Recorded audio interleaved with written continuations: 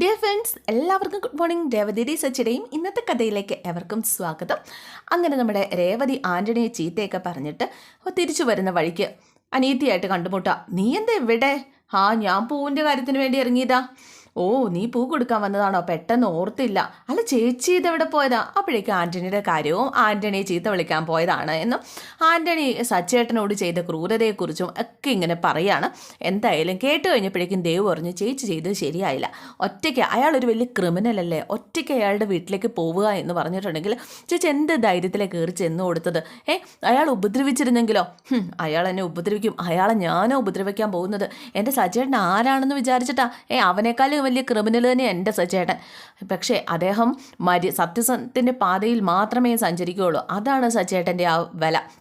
സച്ചേട്ടൻ car വിറ്റിട്ടുണ്ടെങ്കിൽ അത് മറ്റൊന്നിനു വേണ്ടിയിട്ടല്ല, അത് കൂട്ടുകാർക്ക് വേണ്ടിയിട്ടും മാത്രമാണ്. കൂട്ടുകാർ അവരാരും വിഷമിക്കരുത്, സച്ചേട്ടൻ കാരണം ആരും വിഷമിക്കരുതെന്ന് കരുതിയിട്ടാണ് ഇതിനെല്ലാം കാരണക്കാരൻ നമ്മുടെ അനിയനാ ശരത്ത്.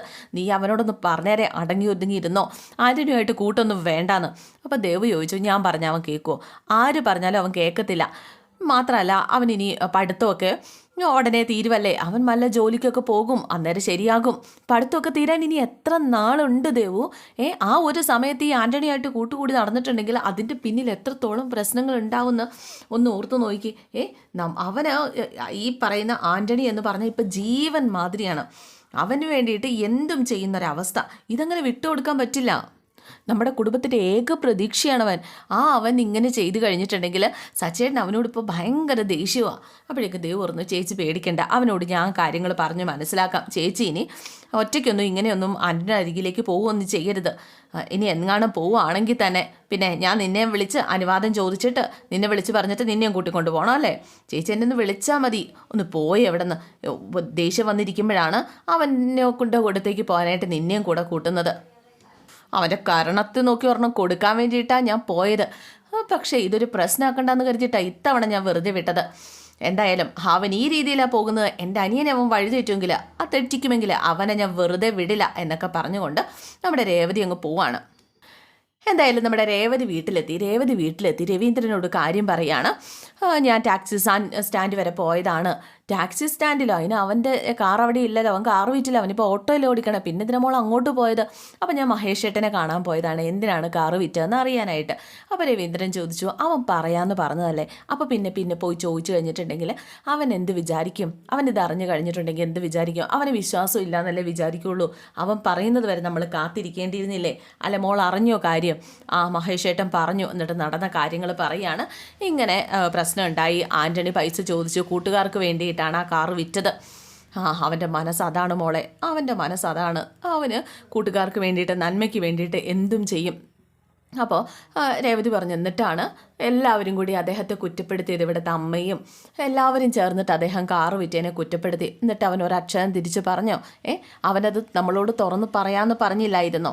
എന്തായാലും നീ ഇതെന്നോട് പറഞ്ഞത് അവൻ അറിയണ്ട. കാരണം അവൻ പറയാമെന്ന് പറഞ്ഞ കാര്യമല്ലേ. മാത്രമല്ല അവൻ ഇതിനു വേണ്ടി മാത്രമാണ് കാറ് വിറ്റതെന്ന് ഞാൻ കരുതുന്നില്ല, മറ്റെന്തോ കാരണം കൂടിയുണ്ട്. അപ്പോഴേക്കും രേവതി ചോദിച്ചു, അതെന്താ വെച്ചാ? അതറിയില്ല, എന്തായാലും അവൻ പറയാമെന്നല്ലേ പറഞ്ഞത്. അവൻ പറയുന്നത് വരെ നമുക്ക് വെയിറ്റ് ചെയ്യാം. ആ സമയത്താണ് സച്ചി അങ്ങോട്ടേക്ക് വരുന്നത്. സച്ചി വന്ന് അച്ഛനോട് പറഞ്ഞത്, ഞാൻ ക്യാഷ് എടുക്കാൻ മറന്നുപോയി, അതെടുക്കാൻ വേണ്ടിയിട്ടാണ് ഞാൻ വന്നത് എന്നും പറഞ്ഞുകൊണ്ട് സച്ചി അകത്തേക്ക് കയറി പോവുക. രേവതി മൈൻഡ് ഒന്നും ചെയ്തില്ല. എന്തായാലും രേവതിയും അകത്തേക്ക് കയറി പോവുക. മോനോട് ഇതൊന്നും പറയരുത് എന്ന്, അതായത് രവീന്ദ്രനോട് കാര്യങ്ങൾ തുറന്നു പറഞ്ഞ കാര്യം പറയണ്ട എന്ന് രേവതിയോട് പറഞ്ഞിരുന്നു രവീന്ദ്രൻ. അങ്ങനെ രേവതി അകത്തേക്ക് ചെന്നു. സച്ചി കാശ് എണ്ണിക്കൊണ്ടിങ്ങനെ നിൽക്കുകയാണ്. രേവതി എന്തായാലും സച്ചിയോട് കാര്യങ്ങൾ സംസാരിക്കണമെന്ന് വിചാരിച്ച് തന്നെ വരികയാണ്. സച്ചി തന്നെ ഇങ്ങനെ ഇച്ചിരി നേരം നോക്കി നിൽക്കുക. സച്ചി ചോദിച്ച, എന്താ? നിങ്ങൾ എന്നിന്ന് മറച്ചു വെച്ച സത്യം ഞാൻ അറിഞ്ഞു. ഇത് കേട്ടപ്പോൾ സച്ചി ഞെട്ടി. സച്ചി ഓർത്തു ശരത്തിൻ്റെ കാര്യമാണ് രേവതി അറിഞ്ഞതെന്നെ. ഒരു നിമിഷം ഞെട്ടിത്തരിച്ചിങ്ങനെ നിൽക്കുക കേട്ടോ. പിന്നെ സ്ഥലകാലബോധം വീണ്ടെടുത്തതിന് ശേഷം, എന്താ നീ അറിഞ്ഞത്? നിങ്ങൾ എന്തുകൊണ്ടാണ് എന്നോട് പറയാതിരുന്നത്? നീ എന്താന്ന് വെച്ചാൽ തെളിച്ച് പറ. ഏത് സത്യം? എന്ത് സത്യം? എന്താ നീ പറയുന്നത്? അതെ, മഹേഷ് ഏട്ടൻ എന്നോട് എല്ലാം പറഞ്ഞു. കാറ് വിറ്റ എന്തിനാന്ന് ഞാൻ അറിഞ്ഞു. ആൻ്റണി കാരണമല്ലേ നിങ്ങൾക്ക് കാറ് വിൽക്കേണ്ടി വന്നത്? അത് പിന്നെ ഞാനെല്ലാം അറിഞ്ഞു. ഞാൻ പറഞ്ഞില്ലേ, അവൻ്റെ കാൽക്കൽ വീണ് ക്ഷമ ചോദിച്ചാൽ കാറ് പിടിച്ചെടുക്കുന്നത് ഒഴിവാക്കാമെന്ന് പറഞ്ഞു. ആത്മാഭിമാനമുള്ള നിങ്ങൾ നിന്നില്ല. അല്ല, അവനെ അങ്ങനെ വെറുതെ വിടാൻ പറ്റുമോ? ഞാൻ പോയിരുന്നു അവൻ്റെ അരികിലേക്ക്, 2 കൊടുക്കാൻ വേണ്ടി തന്നെയാണ് പോയത്. അപ്പോൾ സച്ചി ചോദിച്ചു, നീ എന്തിനാ അവൻ്റെ അടുത്ത് പോയത്? അതെ, ഇത് ഞാനും അവനും തമ്മിലുള്ള പ്രശ്നമാണ്, നീ ഇടപെടേണ്ട കാര്യമൊന്നുമില്ല, നീ അവനെ കാണാൻ പോകേണ്ട കാര്യമൊന്നുമില്ലായിരുന്നു. അപ്പോൾ രേവതി പറഞ്ഞു, എനിക്ക് ദേഷ്യം വന്നു, അവർ ചെകിട്ടത്തിൽ 2 കൊടുക്കാൻ വേണ്ടിയിട്ടാണ് പോയത്, കണക്കിന് കൊടുത്തിട്ടുണ്ട്. ആഹാ, ഇപ്പം റൗഡിയാകാൻ ശ്രമിക്കുക നീ? ആരോട് ചോദിച്ചിട്ടാണ് നീ അവനെ കാണാൻ പോയത്? അവൻ ക്രിമിനലാ. അതെ, അവൻ എനിക്ക് പേടിയൊന്നുമില്ല, എന്ത് ക്രിമിനൽ ആണെങ്കിലും. അവൻ കാരണമല്ലേ നിങ്ങൾക്ക് കാറ് വിൽക്കേണ്ടി വന്നത്? നിങ്ങൾ എൻ്റെ ഇത് മുന്നേ പറയാതിരുന്നത്? അപ്പം മുന്നേ പറഞ്ഞിരുന്നെങ്കിൽ നീ എന്ത് ചെയ്തേനെ? ഞാൻ ചെന്ന് 2 പൊട്ടിച്ചേനെ. അപ്പോഴേക്കും നമ്മുടെ സച്ചി പറഞ്ഞു, അതെ, നീ ആൻ്റണിയോടല്ല ദേഷ്യം കാണിക്കേണ്ടത്, നിൻ്റെ അനിയനോടാണ് പോയി 2 പൊട്ടിക്കേണ്ടത്. എൻ്റെ അനിയൻ അതിന് എന്ത് തെറ്റാ ചെയ്തത്? അതെ, അവൻ്റെ അടുത്താണ് ജോലി ചെയ്യുന്നതെന്നല്ലേ നീ പറഞ്ഞത്, ആൻ്റണിയുടെ അരികിൽ നിൻ്റെ അനിയൻ. എന്നിട്ട് അനിയനോടൊന്നും പറയാതെ ആൻ്റണിയെ പോയി പേടിപ്പിച്ചിട്ട് വന്നിരിക്കുന്നു. അതെ, നീ എന്തെങ്കിലും പറഞ്ഞു കഴിഞ്ഞാൽ അവൻ അങ്ങ് മര്യാദക്കാരനാവുമെന്ന് കരുതിയോ? അയ്യോ, സിനിമയിലെ വലിയ നായികയാണെന്നാ നിൻ്റെ വിചാരം? നിങ്ങൾക്ക് വേണ്ടി സംസാരിക്കാൻ പോയോ എന്നെ എന്തിനാണ് നിങ്ങൾ വഴക്ക് പറയുന്നത് എന്ന് രേവതി ചോദിച്ചപ്പോൾ, നിൻ്റെ അനിയനെ അടക്കി നിർത്തുക ആദ്യം വേണ്ടത്, വൃത്തികെട്ടവൻ. ആൻ്റണിയേക്കാൾ വല്ല ഫ്രോഡാ നിൻ്റെ അനിയൻ. എൻ്റെ അനിയനെക്കുറിച്ച് എന്തിനാ അങ്ങനെയൊക്കെ പറയുന്നേ? അതെ, അവനോട് നിങ്ങളൊന്നും പറയാത്തോണ്ട് അവൻ ഇങ്ങനെയായി പോയത്. അതിന് മാത്രം എന്ത് തെറ്റവൻ ചെയ്തത്? അയ്യോ, തെറ്റ് ഓരോ ദിവസം എല്ലാവരും കരയേണ്ടി വരും. ദേ, നിങ്ങൾക്ക് വേണ്ടി ആൻ്റണിയോട് ചോദിക്കാൻ പോയ എന്നെ പറഞ്ഞാൽ മതി. ചോദിക്കാൻ ഞാൻ പറഞ്ഞോ? നീ ജാൻസി റാണിയോ? അപ്പോൾ രേവതി പറഞ്ഞു, നിങ്ങളോടൊക്കെ മനുഷ്യന്മാർ സംസാരിക്കുമോ? അപ്പോഴേക്കും 2 100 നോട്ട് എടുത്ത് കൊടുക്കുകയാണ് രേവതിയുടെ കയ്യിലേക്ക്. 5-10 കിലോമീറ്റർ പോയാലേ അവിടെ ഒരു മൃഗശാലയുണ്ട്, പോയി സംസാരിച്ചിട്ട് വാ, ചെല്ല. രേവതിക്ക് ദേഷ്യം വന്ന് അവിടെ നിന്ന് അങ്ങ് പോവാണ്.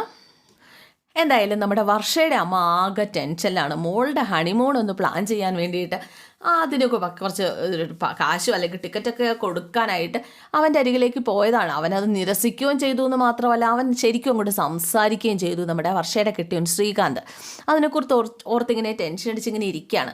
ആ സമയത്ത് കെട്ടിയോ വന്ന് കെട്ടിയോനോട് കാര്യം പറഞ്ഞു. അവനത് സ്വീകരിച്ചില്ല, അവൻ ഈഗോയാണ്, അവനത് സ്വീകരിച്ചില്ല. അവൻ ഈഗോയാണ്. ഞാൻ പറഞ്ഞില്ലേ, നമ്മുടെ മോളുടെ ഒരു അവസ്ഥ. നമ്മൾ കണ്ടുപിടിച്ച പയ്യനെ കെട്ടുമായിരുന്നെങ്കിലോ? ഇവൻ്റെ കൈ കാശില്ലാത്തതുകൊണ്ടല്ലേ ഒരു ഷെഫിന് എത്ര രൂപ കിട്ടുമെന്നാണ് നീ വിചാരിച്ചിരിക്കുന്നത്? വലിയ വലിയ ഷെഫാണ് വേണ്ടില്ല, ഇത് ചുമ്മാ റെസ്റ്റോറൻറ്റിൽ. എന്തായാലും നമ്മളുടെ മോൾക്ക് ഇപ്പം ഹണിമൂൺ ആഘോഷിച്ച് നടക്കേണ്ട സമയമായിരുന്നു. പക്ഷേ അവൾ തന്നെ അത് കളിച്ചു. അതുകൊണ്ട് നീ ഒരു കാര്യം ചെയ്യുക, അവളുടെ കാര്യം അങ്ങ് വിട്ടേരെ. അങ്ങനെ അവളുടെ കാര്യം വിടാൻ പറ്റുമോ? അവളെ ഇവിടെ കൊണ്ടുവരണം. അവളെ മാത്രമല്ല അവനെയും. അവൻ എന്താ കുഴപ്പം? നിങ്ങൾ കണ്ടുപിടിച്ച ആ ഒരു മരുമകനുണ്ടല്ലോ, അവനേക്കാൾ ഭേദം തന്നെയാണ്. അവനേക്കാൾ എന്തുകൊണ്ടും ഭേദമാണ്, നല്ല ആളാണ് ശ്രീകാന്ത്. പക്ഷേ ഈ ഒരു പ്രശ്നം മാത്രമേ ഉള്ളൂ, ഈഗോ. അവനെ എന്തായാലും നമുക്ക് ഇവിടെ കൊണ്ടുവരണം, നമ്മുടെ മകൾ ഇവിടെ വേണം. അപ്പം കെട്ടിയവൻ ചോദിച്ചു, ഇത്ര ഈഗോ ഉള്ള അവൻ ഇവിടെ വന്ന് താമസിക്കുന്നത് നിങ്ങൾ കരുതുന്നുണ്ടോ? അത് നമ്മുടെ മകളുടെ സ്നേഹം പോലിരിക്കും. നമ്മളുടെ മകൾക്ക് അവൻ ഇവിടെ കൊണ്ടുവരാനായിട്ട് സാധിക്കും. നിങ്ങളൊന്ന് നോക്കിക്കോ, ഞാൻ അവരെ ഇവിടെ കൊണ്ടുവന്നിരിക്കും. എന്നിട്ട് നമ്മുടെ വീട്ടിൽ നല്ല മകനായിട്ട് അവനിവിടെ നിൽക്കും, നോക്കിക്കോ എന്നൊക്കെ പറഞ്ഞുകൊണ്ട് ഈ സ്ത്രീ വെല്ലുവിളിക്കുകയാണ് ഭർത്താവിനെ. പിന്നെ കാണിക്കുന്നത് ഒരു പാർട്ടി ഓഫീസാണ് കേട്ടോ. ഒരു പാർട്ടി ഓഫീസും ഇവിടെയും തമ്മിൽ എന്താണ് ബന്ധം? ഇതെന്താ നമ്മുടെ പവിത്രത്തിൻ്റെ കഥയാണോ എന്ന് തോന്നിപ്പോകുന്ന മതി ഒരു പാർട്ടി ഓഫീസ്. ആ പാർട്ടി ഓഫീസിൽ ഒരു അതായത് നമ്മുടെ സച്ചിയുടെ ഒരു കൂട്ടുകാരനാട്ടോ, അനൂപ് എന്ന് പറഞ്ഞൊരു കൂട്ടുകാരൻ. അപ്പോൾ ആ കൂട്ടുകാരൻ ഇങ്ങനെ അണികളൊക്കെ ആയിട്ട് സംസാരിച്ചുകൊണ്ട് ഇങ്ങനെ നിൽക്കുകയാണ്. അപ്പോൾ മറ്റൊരാളെ അവിടേക്ക് കൊണ്ടുവിടാനായിട്ട് ഓട്ടം വന്നതാണ് നമ്മുടെ സച്ചി. ഇപ്പോൾ സച്ചി അനൂപ് തമ്മിൽ കുറേ നാളായിട്ട് കാണുന്നതാണ്. അനൂപായിട്ട്, നീ ഇപ്പം എന്ത് ചെയ്യുന്നടാ? ഞാൻ ഈ രാഷ്ട്രീയത്തിൽ തന്നെ, നീ എന്താ ഓട്ടോ ഓടിക്കുന്നത്? അതൊക്കെ ഒരു വലിയ കഥയാണ്, അതൊക്കെ പിന്നെ പറയാം. അല്ല, നീ ഇപ്പോൾ വലിയ നേതാവായി പോയില്ലേ? പിന്നെ വലിയ നേതാവൊന്നുമല്ല, ചെറിയ നേതാവ്. അപ്പോൾ സീറ്റൊക്കെ കിട്ടുമോ? MLA ആവോ എന്നൊക്കെ സച്ചി ചോദിച്ചു കഴിഞ്ഞപ്പോഴേക്കും, അല്ല, ഞങ്ങളുടെ നേതാവ് വിജയൻ സാറാണ് ഇനിയിപ്പം ഇവിടുത്തെ നേതാവാകാനായിട്ട് പോകുന്നത്. നിനക്ക് കാണണ്ടേ വിജയൻ സാറിനെ? നീ ഇവിടെ വരെ വാ. പിന്നെയുണ്ടല്ലോ, ഞങ്ങൾ ഒരു സമൂഹ വിവാഹം നടത്താൻ പോവാ. 250 പേരുടെ വിവാഹമാണ് നടത്തി കൊടുക്കാനായിട്ട് പോകുന്നത്. ഈശ്വര, 250 പേരുടെ, അതായത് 250 വിവാഹം എന്ന് പറഞ്ഞിട്ടുണ്ടെങ്കിൽ 500 പേരുടെ ജീവിതം കോഞ്ഞാട്ട എന്നൊക്കെ സച്ചി ഇങ്ങനെ പറയാണ്. എന്തായാലും അയാളെ പരിചയപ്പെടാമെന്ന് പറഞ്ഞിട്ട് സച്ചിയെ വിളിച്ചുകൊണ്ട് പോവാണ് കേട്ടോ. അപ്പോൾ അയാളൊരു ഫോണിലായിരുന്നേ. എന്നിട്ട് ഫോണൊക്കെ വെച്ചതിന് ശേഷം അയാൾ ഈ സച്ചിയെ മൈൻഡ് ചെയ്തില്ല, സച്ചിയെ പരിചയമില്ലല്ലോ. അപ്പോൾ അനൂപുമായിട്ട് സംസാരിക്കുകയാണ്. 250 പേരുടെ വിവാഹമല്ലേ, 250 പേരും തികഞ്ഞോ? ഇവരുടെ ഒരു വലിയ നേതാവ് അങ്ങോട്ടേക്ക് വരുന്നുണ്ട്. ആ നേതാവ് ഇത് കണ്ടു കഴിഞ്ഞിട്ടുണ്ടെങ്കിൽ, ഈ നാളത്തെ പരിപാടി കണ്ടു കഴിഞ്ഞിട്ടുണ്ടെങ്കിൽ ആ നേതാവ് ഇംപ്രസ് ആവണം, ഈ ഇവിടുത്തെ നേതാവിന് സീറ്റ് കൊടുക്കണം. അതാണ് അയാളുടെ ലക്ഷ്യം. അതിന് വേണ്ടിയിട്ടുള്ള കാട്ടിക്കൂട്ടലുകളാണ് ഇതൊക്കെ. അപ്പോൾ 250 പേര് തികഞ്ഞിട്ടില്ല, ഇനി 2 പേരുടെ തികയാനുണ്ട്. ചുമ്മാ കല്യാണം നടത്തി കൊടുക്കാമെന്ന് പറഞ്ഞാലും ആർക്കും കല്യാണം നടത്തണ്ടേ. മാത്രമല്ല 250 പൂമാലയൊക്കെ റെഡിയായോ, 250 പറഞ്ഞാൽ 500 പൂമാല വേണമല്ലോ, റെഡിയായോ എന്നൊക്കെ ഇങ്ങനെ ചോദിക്കുന്നുണ്ട്. അതൊക്കെ സെറ്റാക്കാൻ പറഞ്ഞിട്ടുണ്ട്. അപ്പോൾ ഒന്നും സെറ്റായില്ലേ. എന്തായാലും ഒരു ചെറുക്കൻ്റെയും പെണ്ണിൻ്റെയും കൂടെ കുറവുണ്ടെന്ന് അറിഞ്ഞു കഴിഞ്ഞപ്പോഴേക്കും ഉണ്ടല്ലോ, പെട്ടെന്ന് നമ്മുടെ സച്ചി ഇങ്ങനെ നോക്കുകയാണ് അയാളെ. സച്ചി ഞെട്ടിപ്പോയി. ഇനി സച്ചിനെ പിടിച്ച് കെട്ടിക്കാനുള്ള പരിപാടിയാണോ എന്ന് കണ്ടറിയണം. എന്തായാലും ഇന്നത്തെ എപ്പിസോഡ് ഇവിടെ അവസാനിക്കുകയാണ്. ഇഷ്ടമായിട്ടുണ്ടെങ്കിൽ ലൈക്ക് ചെയ്യാണ്ട് പോകല്ലോ കേട്ടോ പ്ലീസ്. അതുപോലെ തന്നെ കമൻറ്റും ചെയ്യണം. കമൻറ്റ് ചെയ്യാൻ താല്പര്യമുള്ളവർ മാത്രം ചെയ്താൽ മതി, പക്ഷേ ലൈക്ക് ചെയ്യണം കേട്ടോ നിങ്ങളെ. പിന്നെ സബ്സ്ക്രൈബ് കൂടെ ചെയ്ത് വെച്ചേരേ. Thank you.